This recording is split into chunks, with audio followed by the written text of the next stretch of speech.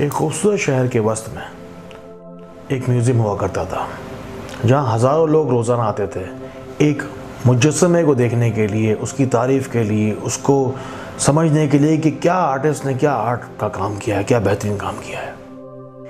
مجسمے تک پہنچنے سے پہلے جو زمین کا فرش تھا، ماربل کے بنے ہوئے فرش سے گزرتے ہوئے لوگ وہاں پہنچا کرتے تھے۔ ایک لمبی سی ایک راستہ تھا، ماربل سے بنے ہوئے اس فرش سے جب گزرتے تھے تو کسی کو بھی یہ احساس آج تک نہیں ہو سکا کہ یہ وہی ماربل ہے جس سے وہ مجسمہ تیار کیا گیا تھا۔ ایک رات فرش پر لگے ماربل نے اس مجسمے سے کہا کہ اے خوبصورت ترین مجسمے جو دنیا تیری تعریف کرنے کے لیے آتی ہے، میں اور تم تو یہ جانتے ہیں کہ میں اور تم ایک ہی جگہ سے لائے گئے ہیں، ایک ہی علاقے کی، ایک ہی جو ہے وہ وادی کے لیے گئے پتھر ہیں۔ مجھے کیوں لوگوں نے زمین کے نیچے کچل دیا؟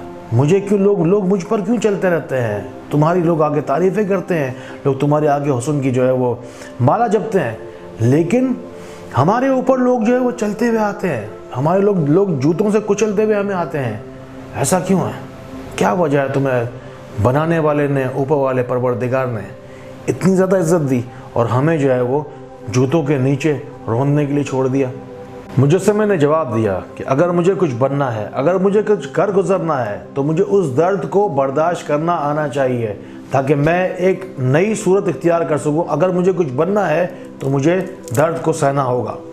تمہیں یاد ہے جس کارخانے کے اندر ہمیں لایا گیا تھا، ایک را فارم میں، ایک بڑے بڑے پتھروں کی صورت میں کٹائی کے لیے، لیکن تخلیق کار نے، جس وقت اس کاریگر نے جب تم پر ہتھوڑا چلایا، جب تم پر اوزار چلائے تو تم نے ریزسٹ کیا، تم نے اس کا مقابلہ کرنے کی کوشش کی اور سختی کے ساتھ ٹوٹتے رہے۔ تمہیں ماسٹر پیس بنانے کے لیے، تمہیں ایک بہترین تخلیق اور بہترین صورت دینے کے لیے اس نے جب اپنے اوزار کا استعمال کیا تو تمہاری سختی کی وجہ سے تمہیں اس کاریگر نے ریجیکٹ کر دیا۔ ریجیکٹ کرنے کی صورت میں اس نے یہ طے کیا کہ بھائی جب یہ پتھر اتنا زیادہ سخت ہے تو میں اسے تراش نہیں سکتا، تراشے نہ جانے کی وجہ سے تمہیں زمین پر بچھا دیا گیا۔ اور میں وہ تھا جسے قدرت کی اس آزمائش پر پورا اترنا تھا، اور میں نے اس سختی کو جھیلا، ان اوزاروں کی وار کو برداشت کیا اپنے اوپر، اور میں آج تمہارے سامنے ہوں، اس بلندی پر ہوں جہاں لوگ میری تعریفیں کرتے ہیں۔ زمین پہ بچھے ہوئے ماربل نے کہا، ہاں مجھے اچھی طریقے سے یاد ہے کہ کس طریقے سے بے دردی سے وہ کاریگر مجھ پر ہتھوڑے چلا رہا تھا، مجھ پر ظلم کر رہا تھا۔ میں وہ وقت نہیں بھول سکتا۔ تمہاری ناکامی کا ذمہ دار تم کسی اور کو نہیں ٹھہرا سکتے۔ تمہاری سختی اور تمہاری ناشکرائی کی وجہ سے ہی تم آج زمین پر بچھے ہوئے ہو۔ سورہ ابراہیم میں رب العزت فرماتے ہیں آیت نمبر 7 میں کہ تم جتنے میرے شکر گزار بنو گے میں اتنا ہی تم کو نوازوں گا، میں تمہیں اتنا ہی ریوارڈ کروں گا، اللہ تعالیٰ اتنا ہی ہمیں دے گا۔ قرآن شریف میں لکھا ہوا ہے کہ جتنا ہم شکر گزار بنیں گے اللہ تعالیٰ کے شکر گزار بنیے۔ جس حالت میں ہیں آپ، دیکھیے بھٹی میں جانا پڑے گا سونے کو کندن بننے کے لیے، اور جب مہندی جو ہے وہ بنتی ہے، مہندی کیسے بنتی ہے؟ ایک پتا ہے، صرف ایک پتا، سوکھا ہوا ایک پتا ہے، دو پتھروں کے درمیان پسنے کے بعد ہی ایک مہندی کا پتا مہندی بنتا ہے، ورنہ تو وہ کسی گھاس پھوس میں پڑا رہے گا۔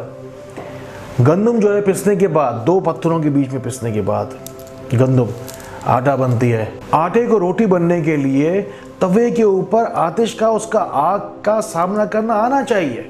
وہ جو پروسیس ہے اس کو، اس سے گزرنا ہے، تبھی آپ کی شکل بدلے گی۔ آپ کی شکل تب بدلے گی اگر آپ عظیم انسان بننا چاہتے ہیں تو آپ کو ایک محنت کا وہ جو دائرہ ہے وہ پورا کھینچنا ہی پڑے گا۔ تو آپ کو اس چوٹ کو، اس حل کو جو زمین پر چلا جاتا ہے، اس حل کو آپ کو سہنا پڑے گا۔ آپ کہیں مجھ پر حل نہ چلے اور پھل جو ہے وہ اگتے رہیں اور میں اور میرے بچے بھی کھاتے رہیں، آپ کو اس حل کو برداشت کرنا آنا چاہیے۔ اگر آپ کسی مقام تک پہنچنا چاہتے ہیں تو اس کی قیمت، اس کا جتنی بھی تکلیفیں ہیں راستے کی، جتنی بھی کٹھنائیاں ہیں، جتنی بھی مشکلات ہیں، وہ آپ کو سہنی نہیں پڑے گی، اس کو آپ کو برداشت کرنا پڑے گا۔ اللہ تعالیٰ چاہتا ہے کہ آپ ترقی کریں، اللہ تعالیٰ آپ کو عروج دینا چاہتا ہے۔ ایک حدیث شریف کا مفہوم ہے کہ جس شخص کو اللہ تعالیٰ ترقی دینا چاہتا ہے، اللہ تعالیٰ اسے مشکلات میں دھکیل دیتا ہے اور وہاں سے نکل کے پھر انسان کا عروج آتا ہے۔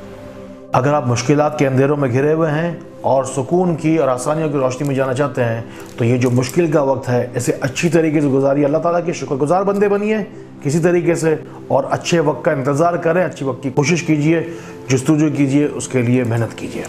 اللہ تعالیٰ ہمیں آسانیاں پھیلانے والا بنائے، اللہ تعالیٰ ہمیں روشنی پھیلانے والا بنائے۔ السلام علیکم ورحمۃ اللہ وبرکاتہ۔ اس طرح کی مفید معلومات کے لیے روشنی center.com پر وزٹ کریں یا قریبی بک اسٹال سے ماہنامہ روشنی کا تازہ شمارہ حاصل کریں۔ اپنے جسمانی، ذہنی اور روحانی مسائل کے حل کے لیے ہمارے واٹس ایپ نمبر پر رابطہ کریں۔ صدقہ جاریہ کی نیت سے اس پیغام کو دوسروں تک ضرور پہنچائیں۔ اللہ ہمیں روشنی پھیلانے والا بنائے۔